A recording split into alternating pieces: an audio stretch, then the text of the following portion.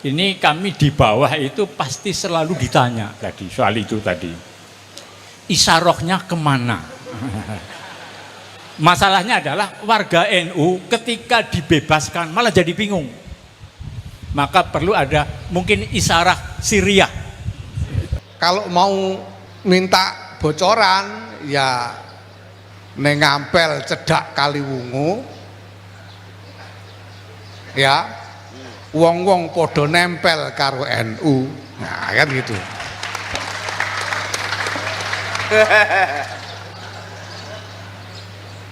Panen kates tumpak nojaran.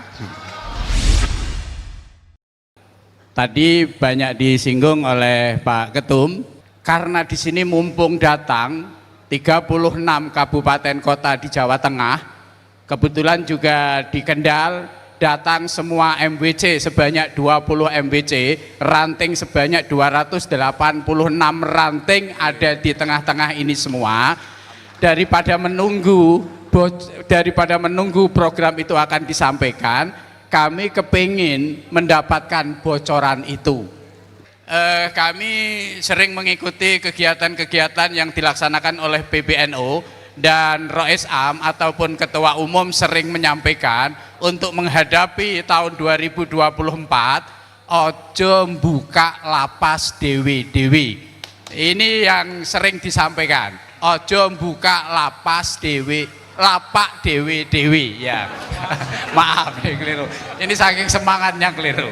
Ojo buka lapak dewi-dewi, karena ini sudah mendekati 2024, mohon ada penegasan dan arahan dari PBNU tentang lapak kita akan kita jual kemana. Assalamualaikum warahmatullahi wabarakatuh. Waalaikumsalam. Kebumen. Nggih, Muhammad Dawam, PCNU Kebumen. Anda lain dengan yang pertama tadi, ini kami di bawah itu pasti selalu ditanya tadi soal itu tadi. Isarohnya kemana? Masalahnya adalah warga NU ketika dibebaskan malah jadi bingung. Maka perlu ada mungkin isarah Siriah. Saya kira begitu.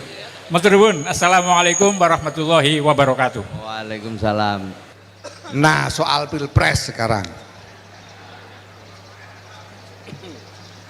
ya ini memang betul, karena memang apalannya ayah ini memang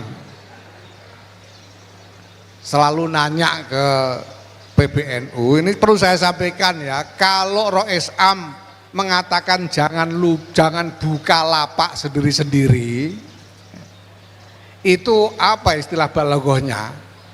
Itu maksudnya ya itlaqul hadri gitu. Jangan buka lapak sendiri-sendiri, artinya jangan buka lapak gitu. Itu artinya. Ya. Itu artinya begitu. Artinya apa? Artinya jangan jadikan NU ini komoditi untuk jualan. Oke. Itu artinya itu. Nah, apa yang akan kita lakukan sekarang ini? Kita bila diperlukan memang melakukan aliansi-aliansi dengan berbagai pihak dalam rangka memperjuangkan kepentingan warga NU. Nah, kalau mau minta bocoran ya nantilah sebentar lagi. Saya habis dari sini ya. Saya nanti habis dikasih nggak karuan, saya sudah beberapa hari nggak bisa tidur ini gara-gara memproses komunikasi ini karena mandat dari PBNU. Nanti saya akan lapor ke Rois Am, dan kalau sudah itu pesannya bagaimana, cara menyampaikannya bagaimana, nanti jenengan akan dapat itu ya. Sabar. Gitu ya. Itulah pokoknya. Jadi sabar dikit, wong ini masih berapa bulan, masih lapang. Dan nggak usah kemerungsung, nggak usah metenteng, ini yang penting. Nggak usah kemerungsung, nggak usah metenteng, itu yang penting. Wong kita ini cuma mau lewat kok. pemilu dan pilpres itu cuma lewatan yang harus kita lewati. Kita punya tujuan yang lebih jauh dan lebih penting. Nah, kita harus lewat dengan selamat sekarang ini. NU-nya selamat, negaranya selamat. NU-nya selamat itu artinya apa? NU-nya ini tidak congkrah, tidak saling bertengkar di antara sesama warga, sesama saudara. Walaupun ada kemungkinan pilihannya beda-beda, ya, jangan sampai bertengkar dengan saudara, itu jangan sampai. Ya, itu yang pertama. Ya, yang kedua, jangan sampai NU ini dijual-jual seenaknya, itu loh. Itu artinya selamat. Ya, karena kalau ada orang mau jual NU, Pak, itu sekarang itu gampang sekali jual NU itu, pasti lakunya. Ya, cuma kalau kita ini meneruskan kebiasaan yang dulu jualan sendiri-sendiri, itu mesti regane banget murah, sangat tidak cocok dengan kebesaran dan martabat Nahdlatul Ulama. Lah kalau NU ini 56,9% dari seluruh Indonesia, itu mau sampean hargai berapa? Mau sampean hargai berapa? Masa cuma mau dihargai seamplop rong amplop gitu saja kan, ya itu menjatuhkan martabat namanya. Ya, tapi kalau aliansi lain, kita ini punya tujuan apa, kita perjuangkan bersama, itu namanya aliansi, bukan soal jual menjual.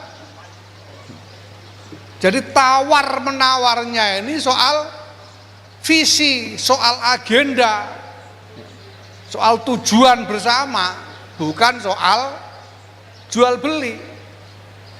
Itu ya, itu yang hendak kita jalankan sekarang. Nah, itu kemana, ya sabar dikit, sabar dikit. Ya, katanya nengampel cedak Kaliwungu, ya wong-wong podo nempel karo NU. Nah, kan gitu.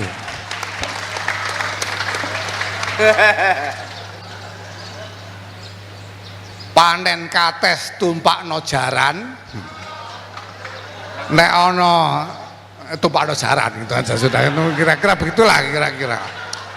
Nah, nanti jenengan pada saatnya akan mengerti sendiri lagi. Ya, jadi ndak usah rame-rame, ndak usah ribut-ribut. Wong ini apa namanya, cuma lewatan saja. Kita konsentrasi pada tujuan utama kita di depan. Okay? Lah negara juga harus selamat. Negara selamat itu artinya apa? Sistem politiknya aman, tidak terjadi kekacauan, itu namanya selamat. Kedua, negara ini dari apa yang sudah dicapai enggak mundur-mundur lagi. Ya, negara ini kan berjalan, arahnya jelas, ini sudah ada namanya sekarang istilahnya bukan GBHN, apa ya, ada renbang itulah, RPJM, RPG apa itu kan ada. Lah yang sudah dicapai jangan sampai mundur lagi. Yang sudah dicapai ini harus diteruskan sampai ke tujuan, itu namanya selamat. Ya, jadi kalau kemarin saya bilang kepentingan NU terhadap politik Indonesia, satu-satunya kepentingan NU terhadap politik Indonesia adalah keselamatan bangsa dan negara. Itu dalam pengertian itu. Sistem politiknya selamat, aman, tidak bubar, tidak kocar-kacir, ya, dan perjalanan agenda-agenda negara tidak terputus, apalagi mundur ke belakang, tapi yang sudah dicapai bisa diteruskan. Itu yang hendak kita perjuangkan, kita upayakan di dalam berbangsa dan bernegara ini, termasuk dalam kaitannya dengan pemilu dan pilpres. Ya, selebihnya jenengan puter YouTube sendirilah, itu saya sudah banyak ngomong soal itu ya. Nanti jenengan lihat sendiri. Saya kira begitu. Ya. Terima kasih. Cukup jelas nggih? Pun enten malih napa mboten? Cukup ya. Nah, untuk itu beberapa catatan ingin kami sampaikan dengan apa yang disampaikan Ketua Umum dan juga tadi yang kemudian berkembang dalam dialog. Pertama, PW, PC maupun MWC dan ranting dan terus ke bawah anak ranting benar-benar mengerti apa yang telah menjadi kebijakan PBNU di era Kiai Miftahul Akhyar dan Gus Yahya ini. Apa itu? Yang pertama, semua turut serta mensukseskan program transformasi tata kelola perkumpulan dan juga manajemen perkumpulan. Jadi bertransformasi dari konvensional sekarang menggunakan teknologi.